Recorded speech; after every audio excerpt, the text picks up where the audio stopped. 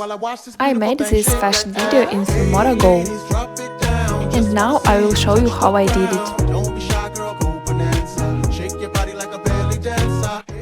Open the app and upload the first outfit. Click on the pip to upload the second outfit. Then use mask and place the item vertically like this. When the first outfit passes, trim the video and click on mask one more time.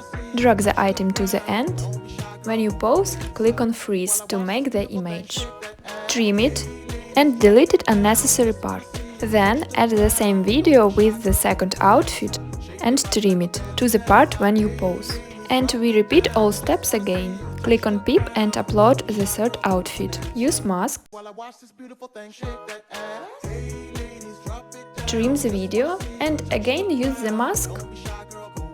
Drag the item to the end. Trim video when you pause.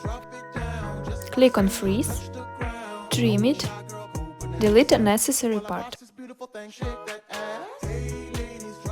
Add the video with the third outfit from the moment we pause. Let's see what we got. You can also add stickers on the video in FilmoraGo. You can choose which you like and place it where you want. And that's what we got.